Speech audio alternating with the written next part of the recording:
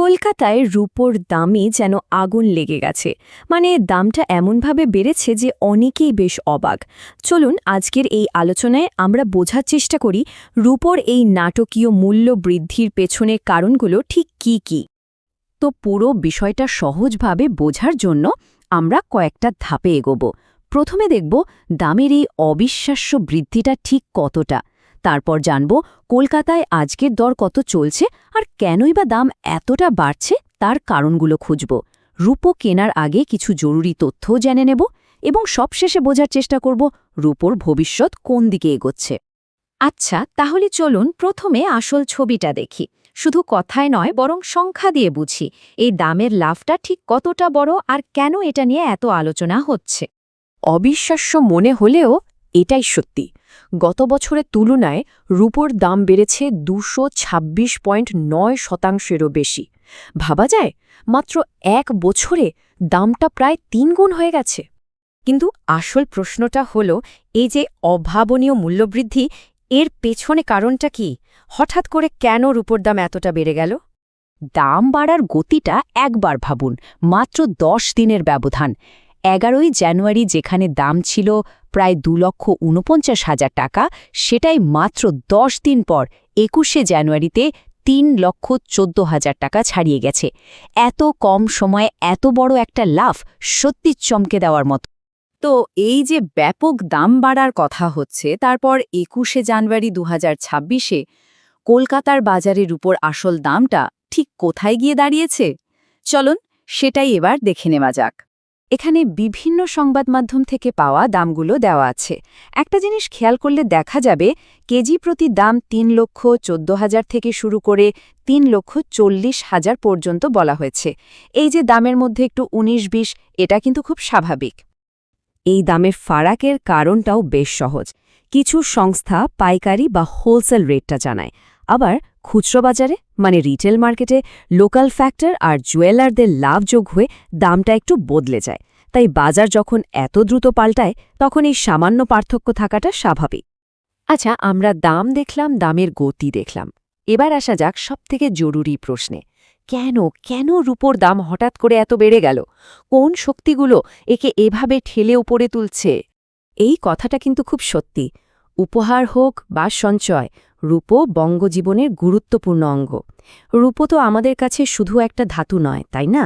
এটা আমাদের সংস্কৃতি আর ঐতিহ্যের একটা অংশ। আর এইখানেই রূপোর আসল বৈশিষ্ট্য। এর কিন্তু দুটো দিক আছে। একদিকে এটা সোনার মতো একটা নিরাপদ বিনিয়োগ, মানে সেফ হেভেন অ্যাসেট। আবার অন্যদিকে বিভিন্ন ইন্ডাস্ট্রিতেও এর অসংখ্য চাহিদা। এই দুটো চাহিদায় এর দামকে নাড়া দেয়। রূপোর চাহিদা মূলত এই দুটি বড় জায়গা থেকে আসে। একদিকে ইনভেস্টমেন্টের চাহিদা, আরেকদিকে ইন্ডাস্ট্রির চাহিদা। আর এখন যা হচ্ছে, এই দুটো ক্ষেত্রেই চাহিদা এক ধাক্কায় অনেকটা বেড়ে গেছে। ফলে যা হওয়ার তাই হচ্ছে, দামের ওপর তৈরি হচ্ছে চাপ। আসলে ব্যাপারটা এমন নয় যে শুধু একটা কারণে দাম বাড়ছে, বরং অনেকগুলো ফ্যাক্টর একসাথে কাজ করছে, যাকে বলে একটা পারফেক্ট স্টর্ম।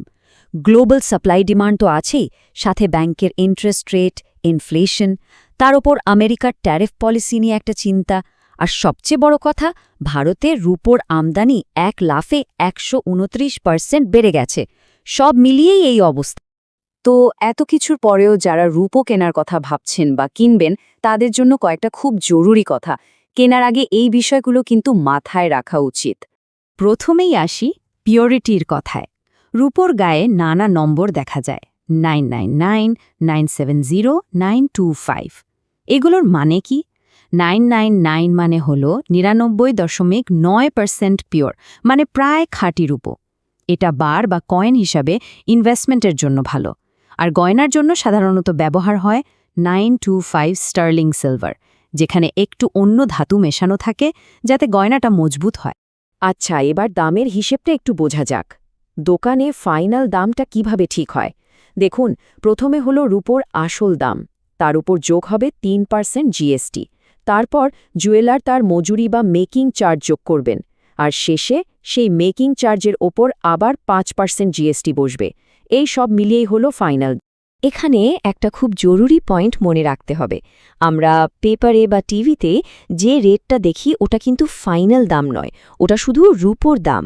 এর সাথে জিএসটি, মেকিং চার্জ এসব কিছুই ধরা থাকে না। তাই কেনার সময় দামটা ঘোষিত দামের থেকে একটু বেশি হবে। তো সবটা তো জানা গেল, কিন্তু এখন সবচেয়ে বড় প্রশ্ন, রূপোর ভবিষ্যৎ কি?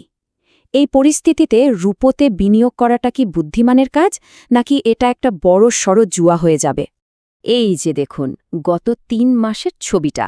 নভেম্বরে দাম ছিল প্রায় ১,৭৯,০০০, ডিসেম্বরে সেটা বেড়ে হল ২,২৭,০০০, আর জানুয়ারিতে তো ৩ লাখও পার করে গেল।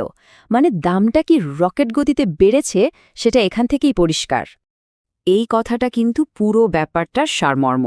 সোনার সাথে রূপোর এটাই মূল পার্থক্য।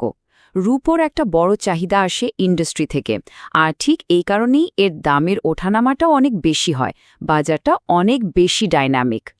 তাহলে শেষ পর্যন্ত আমরা কোথায় এসে দাঁড়ালাম? রূপোর এই যে দুটো দিক, একদিকে ইনভেস্টমেন্ট, আরেকদিকে ইন্ডাস্ট্রি, এই দুয়ের টানাপোড়েনে আজকের বাজারে রূপো কি একটা নিরাপদ বিনিয়োগ, নাকি একটা অনিশ্চিত বাজি? এই প্রশ্নটাই এখন সবার মনে ঘুরছে। এর উত্তরটা কি হবে সেটা বোধহয় সময় বলে দেবে।